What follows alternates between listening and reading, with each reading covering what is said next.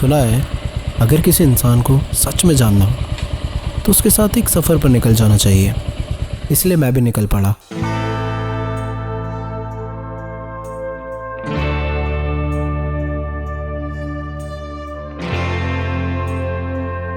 लेकिन किसी और के साथ नहीं, मेरा हमसफ़र मैं खुद था।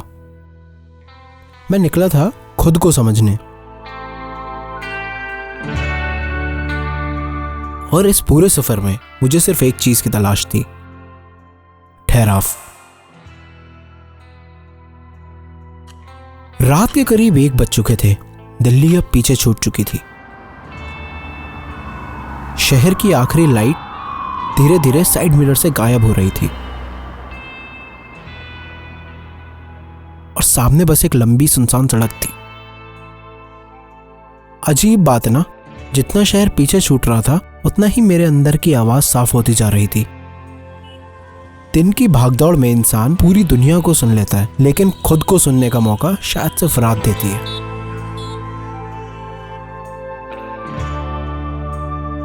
करीब 150 किलोमीटर चलाने के बाद एक पेट्रोल पंप देखा। टैंक तो आधा भरा हुआ था, पर फिर भी मैं रुक गया।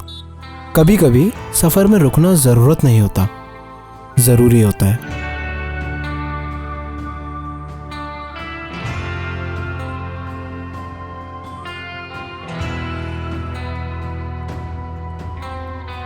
उस पंप पर ड्यूटी कर रहा लड़का मुझे देखकर मुस्कुराया और बोला, भैया इतनी रात को?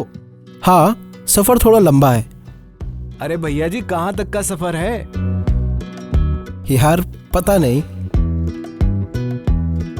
उसे लगा मैं मजाक कर रहा हूँ, इसलिए वो भी हंस दिया। लेकिन उस रात मुझे सच में नहीं पता था कि मैं जा कहाँ रहा हूँ। मुझे सिर्फ इतना पता था कि मैं क्या ढूंढने निकला हूँ। सड़क फिर से मेरी साथी बन गई। हवा अब पहले से ठंडी थी और हेलमेट के अंदर इंजन की आवाज एक अजीब सी लय बना रही थी। कुछ देर पहले पूछा गया एक छोटा सा सवाल अब भी दिमाग में घूम रहा था, कहाँ तक, कहाँ तक, कहाँ तक? शायद मंजिल बताना आसान होता है, लेकिन वजह बताना थोड़ा मुश्किल। कुछ दूर आगे एक छोटी सी चाय की दुकान दिखी। वहां एक पुरानी ट्यूबलाइट जल रही थी।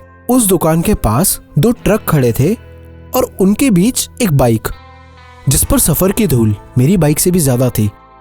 मैंने अपनी बाइक उसके बगल में लगा दी। चाय वाले ने मुस्कुरा कर पूछा, भैया चाय लगा दूं क्या? मैंने सिर हिला दिया। इतने में दूसरी बाइक वाला मेरी तरफ देखकर बोला, सोलो राइडर हो? हाँ। बढ़िया है, कभी कभी इंसान को खुद के साथ भी निकल जाना चाहिए। हाँ, बस वही सीखने निकला हूँ। जो लोग हर मोड़ का हिसाब लेकर निकलते हैं ना, वो सफ़र कम और मुझे लगता है टाइम टेबल वाली जिंदगी ज़्यादा जीते हैं। हम दोनों हंस पड़े। फिर कुछ मिनट कोई कुछ नहीं बोला, लेकिन उस खामोशी में भी बातचीत चल रही थी। चाय खत्म हुई। उसने कुल्हड़ नीचे रखा, अपना हेलमेट पहना और जाते जाते सिर्फ इतना कहा, मिलेंगे किसी और रास्ते पर। मैंने भी हाथ हिलाया। उसका नाम नहीं पता था, शायद अब कभी मुलाकात भी ना हो। लेकिन कुछ लोग जिंदगी में सिर्फ इसलिए आते हैं ताकि जाते जाते तुम्हारी सोच बदल जाए।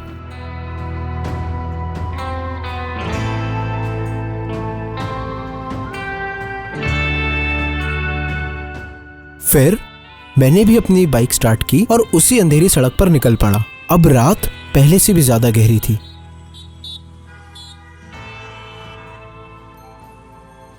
पहले मैं ऐसी रातों में जल्दी से जल्दी मंजिल तक पहुंचना चाहता था, लेकिन उस रात पहली बार इस खामोशी के साथ थोड़ा और चलने का मन था। बाइक चलाते चलाते एक बात समझ आने लगी। दिन का उजाला हमें दुनिया दिखाता है, लेकिन रात हमें अपने भीतर झांकने का मौका देती है।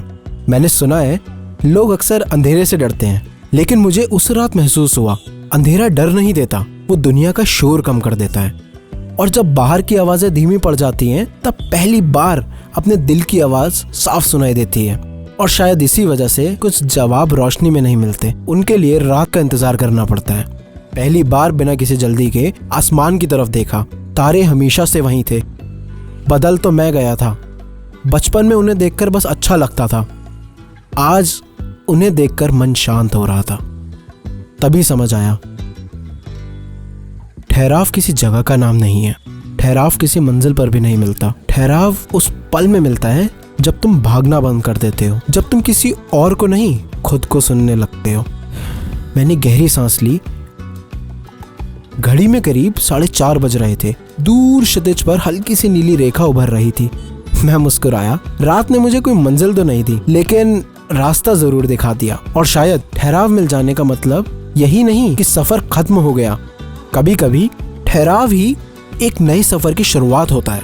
और शायद लोग सही कहते हैं, किसी इंसान को सच में जानना हो तो उसके साथ एक सफर पर निकल जाना चाहिए। इस सफर ने मुझे किसी और से तो नहीं, मुझसे जरूर मिलवा दिया। और शायद यही मेरे ठहराव की पहली शुरुआत थी।